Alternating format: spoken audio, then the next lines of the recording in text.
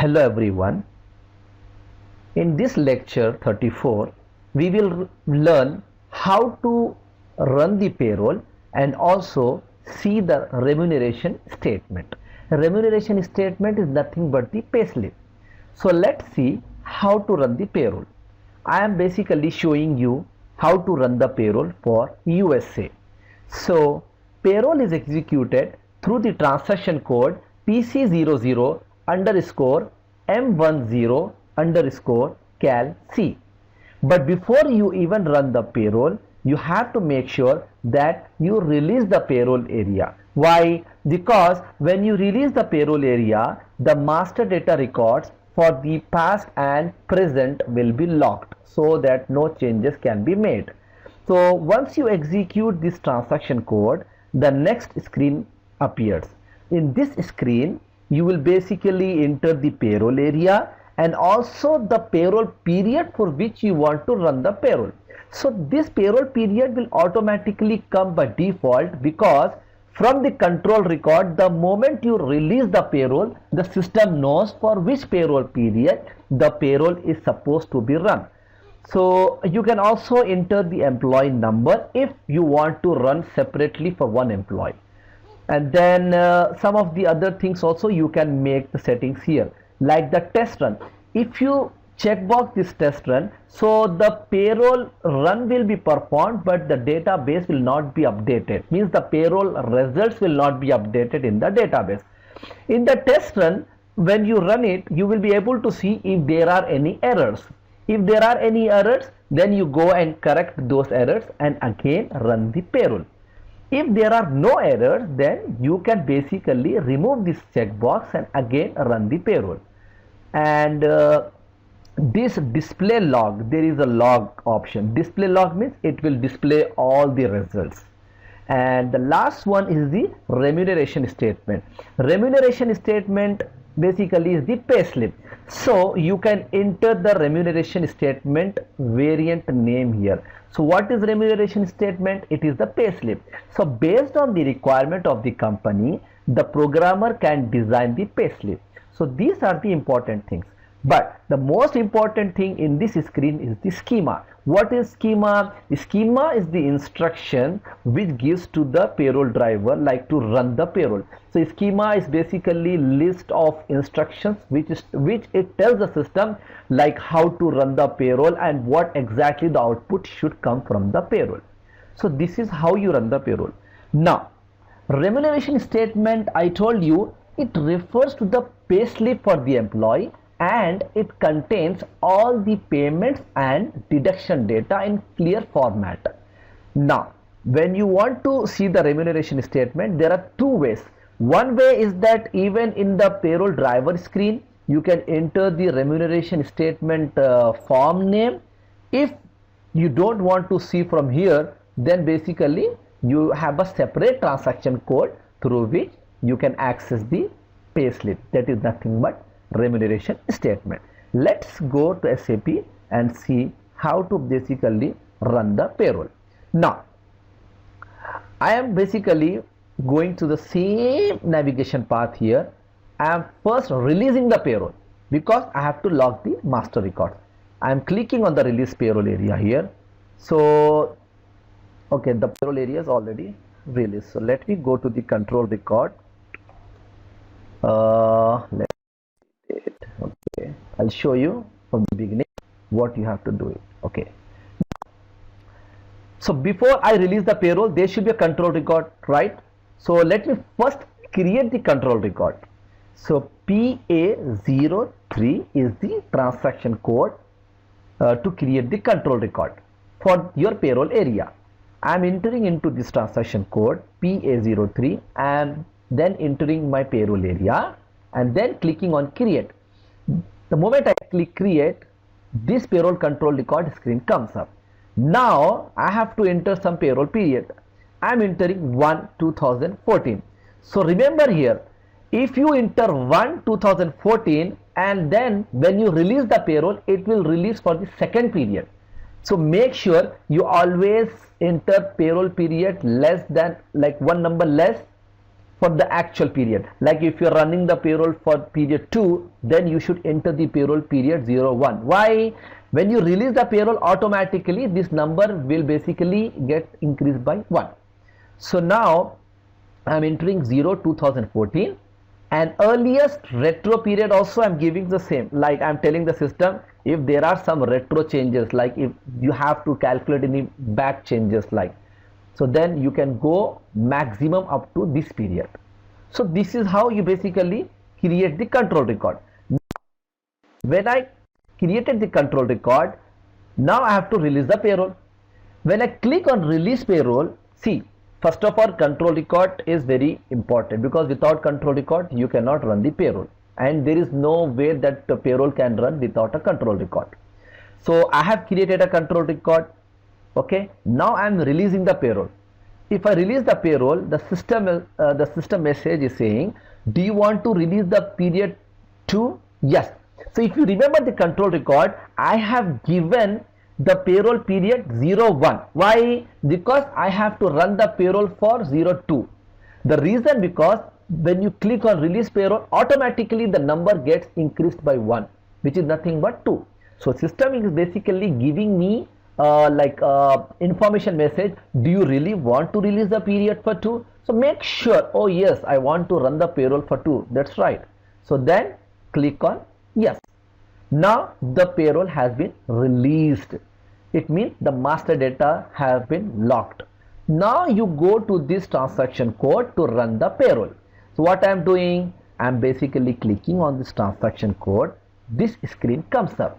So what are the 4 important things I told you in the slides you have to enter? The first thing is your payroll area. After you enter your payroll area, hit enter. See, the period automatically came up. Why? Because in the control record, this is the latest period right now. So this payroll period came up from the control record. And now if you want to run for one employee, so I am just trying to run for an employee, but in real scenarios, in the real time, the payroll will be run for the payroll area. So what happens, it will run for all the employees who belong to this payroll area in real world. But now I am just running for one person. This sometimes occasionally comes when you want to run off cycle, like apart from the regular, if you want to run off cycle payroll for some employees, if you want to give him bonus or something like that, then in that cases you run a payroll for separately for that employee. But in real time, no, you will run the payroll for the payroll area itself. You don't even put the employee number, because you are trying to run the payroll for the complete group of people, right? But in this example, I'm just trying to show you how we basically run a payroll for a one number. I'm again entering my payroll area.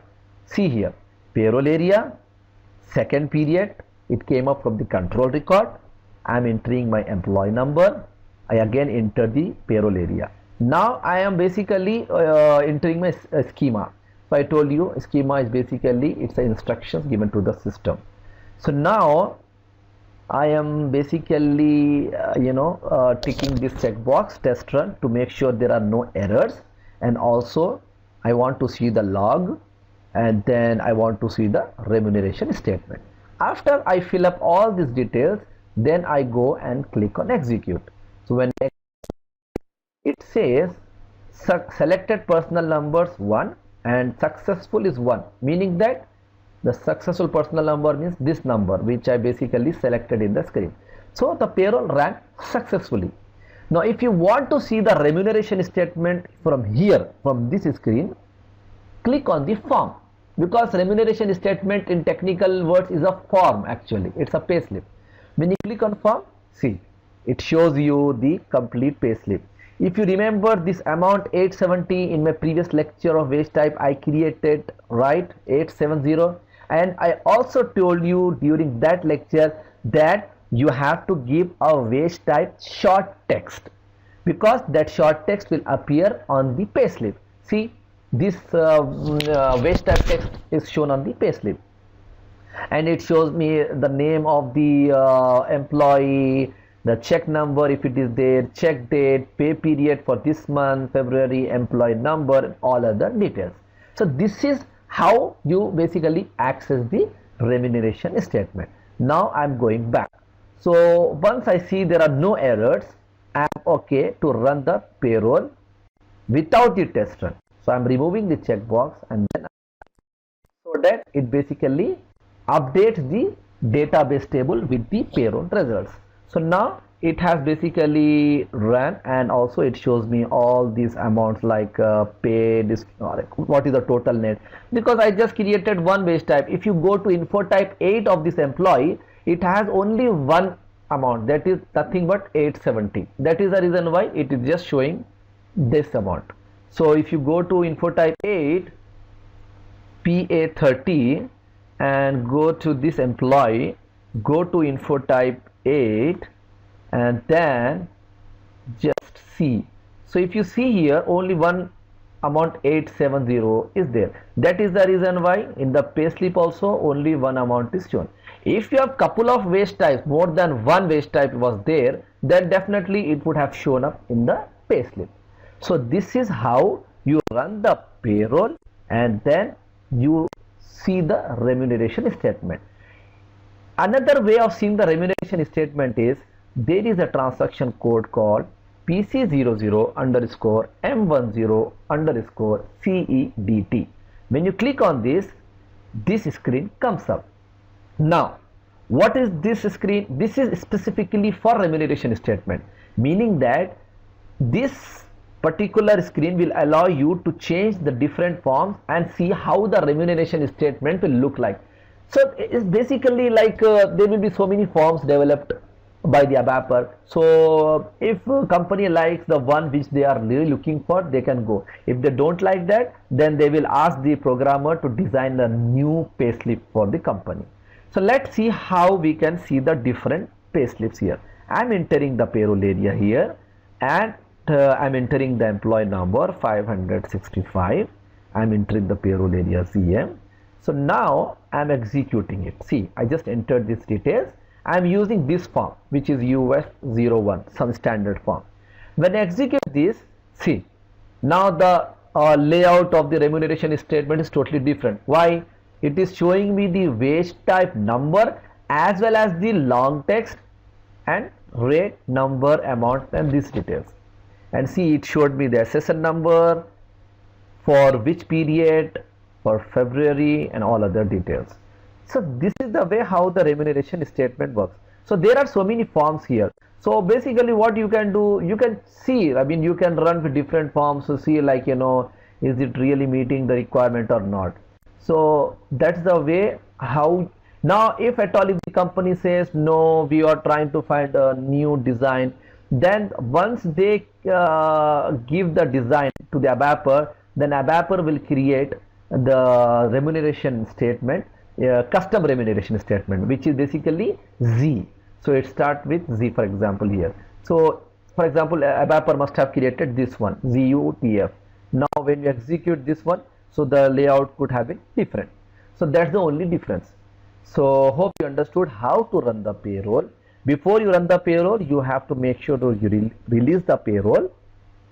And once you run the payroll in test run, if there are no errors, then you can run the payroll without the test run, and then also see the remuneration statement. You can try yourself with the different employee numbers and whatever the payroll area you have created. Thank you.